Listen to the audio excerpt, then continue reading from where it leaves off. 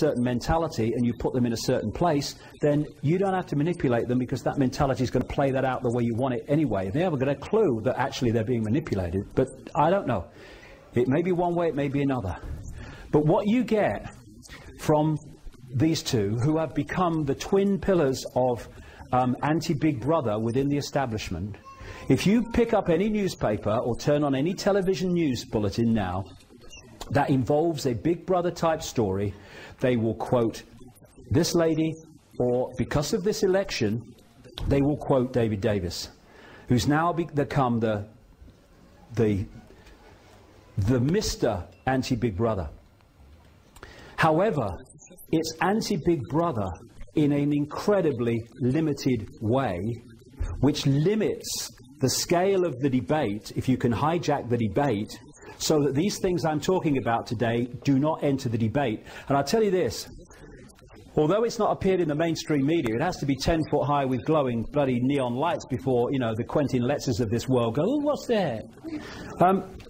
But outside the public arena and getting very close to it, there is I really can't exaggerate this too much, a massive awakening going on all over the world of people among the general population who are starting to see this stuff and become aware of it.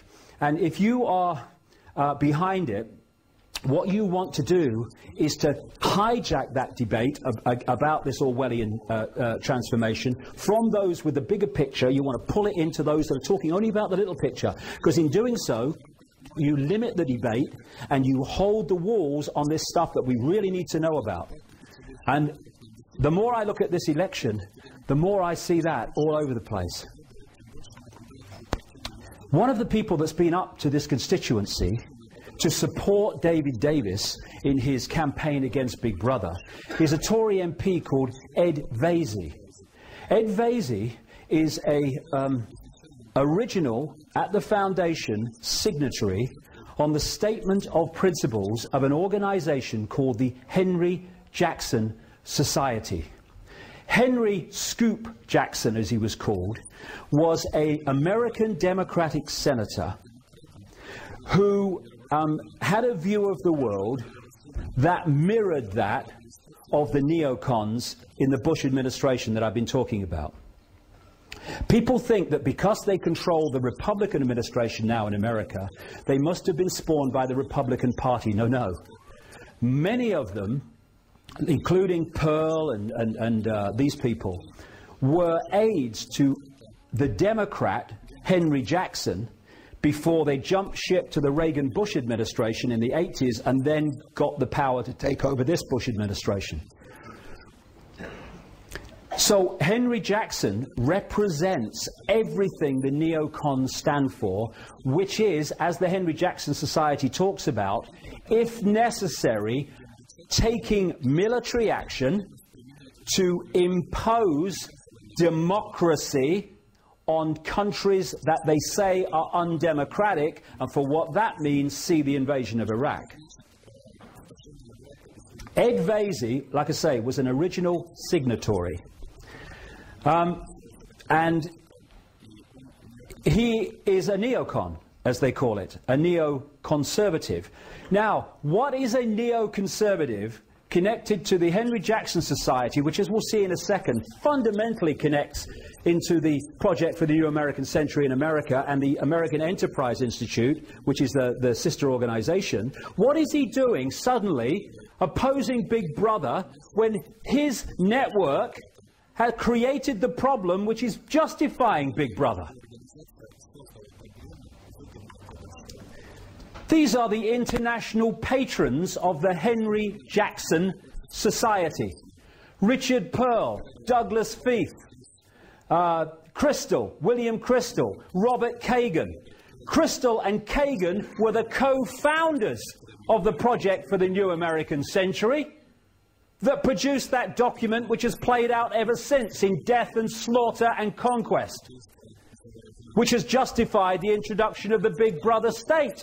They are involved fundamentally with the Henry Jackson Society, and Ed Vaizey comes up to support David Davis against Big Brother. I think there's more to know here. Also in the Henry Jackson Society James Woolsey, Project for the New American Century, Director of the CIA. Sir Richard Dearlove, Head of MI6 across the period of the invasion of Afghanistan and Iraq.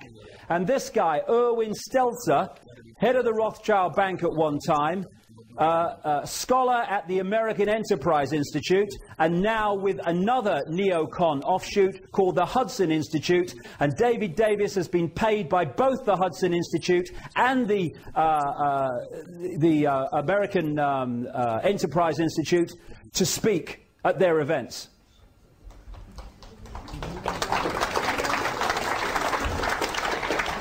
Coming up to this constituency before the polling on Thursday is this man, Michael, I am a neoconservative, from his own lips, Gove, another shadow minister in the Cameron administration, Conservative administration. He was also an original signatory to the statement of what the Henry Jackson Society stands for, Statement of Principles as they call it. And he's coming up, like Vasey, from the same organisation, to challenge Big Brother for David Davis. This man's talking on behalf of David Davis. Colonel Tim I Support Davis Collins, who became famous for his military operations in Iraq. Guess what Colonel Tim I Support David Davis Collins put his name to? He was an original signatory to the Statement of Principles of the Henry Jackson Society, which connects into the Project for the New American Century and the American Enterprise Institute in America that orchestrated the invasion of Iraq and the war on terror, which is being used to justify the Big Brother state.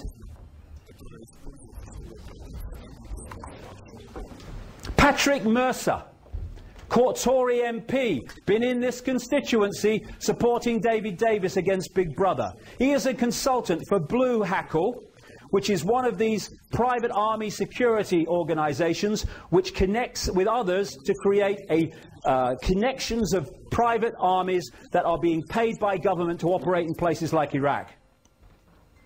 He's went on a fact-finding mission to Iraq, paid for by an organisation called HEART, that produces and uses the very Big Brother technology that David Davis is saying we've got to stop. He was paid, this is this guy, he was paid with his expenses and his flights and his hotels and everything to go on a fact-finding trip to Pakistan and Afghanistan by this security organisation called the Saladin Group. And this is from Saladin's website. This is what they do, just part of it. Saladin can provide surveillance services to organisations and individuals in order to gain evidence during an investigation. Saladin's staff may have many years of experience in covertly following surveillance subjects to obtain information on their movements, activities and contacts. This includes both mobile surveillance in vehicles and static surveillance in a fixed position. Patrick Mercer, connected to these organisations, was in this constituency a few days ago to support a challenge to Big Brother. And the Freedom site set up by David Davis wasn't set up by David Davis at all. It was just his address suddenly appeared on it. It was originally set up by this organisation, Fleischmann Hillard, who are operating worldwide. And among their specialities, increasingly, is manipulating countries to accept identity cards. This guy from this organisation, Paul Borg, he was the man who actually set up the David Davis for Freedom website. And this is a little start of an article in The Independent on Sunday. A spin doctor, Kevin Bell, he's a major executive of this Fleischmann Hillard, a spin doctor behind David Davis and his much vaunted freedom campaign against the creeping state surveillance, is an influential figure in the worldwide promotion of identity cards, The Independent on Sunday can reveal. I tell you what, I'm bloody glad I decided to come here. I really am.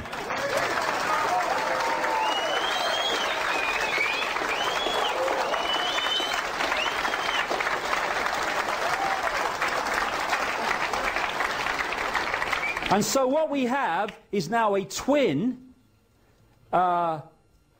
point of everything to do with Big Brother in terms of opposition between David Davis and Shami Chakrabarti.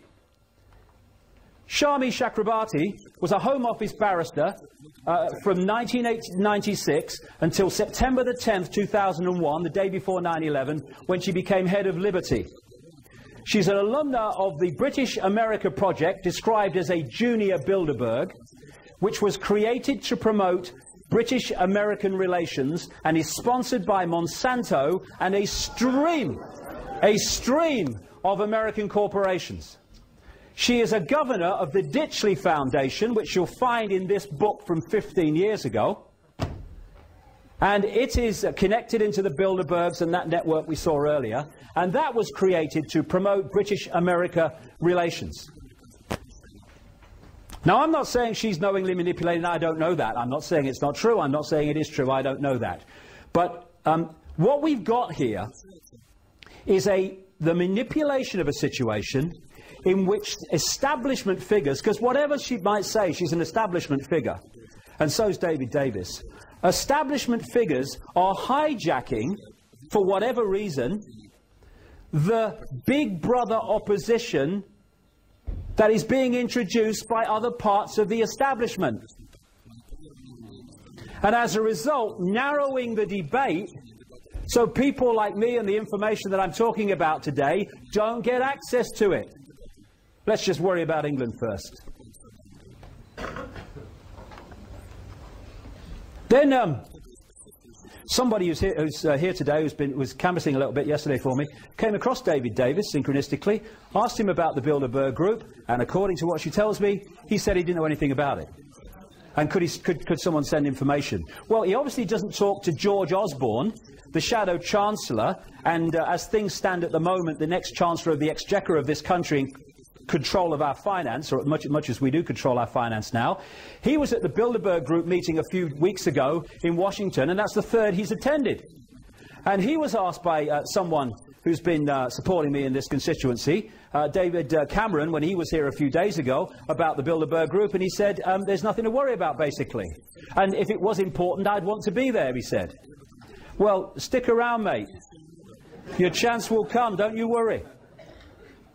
So this Big Brother by-election is not what it seems. And when we're talking about limiting the debate, my goodness me, it's been limited in the time I've been here. They don't want to talk about any of this stuff. And when you talk to it to the media, of course, you're a nutter and you're all pushed aside. This is what it's about, controlling the debate. So what do you do then? You control the outcome.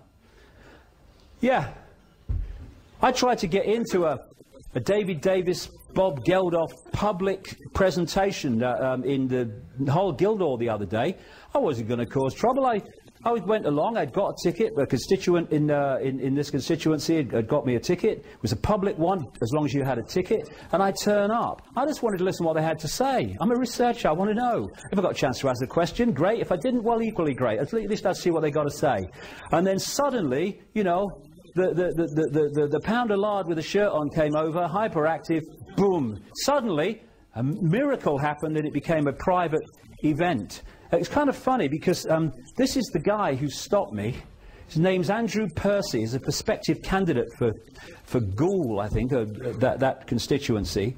And this is what he said after the Geldof meeting, in which he'd stopped me attending.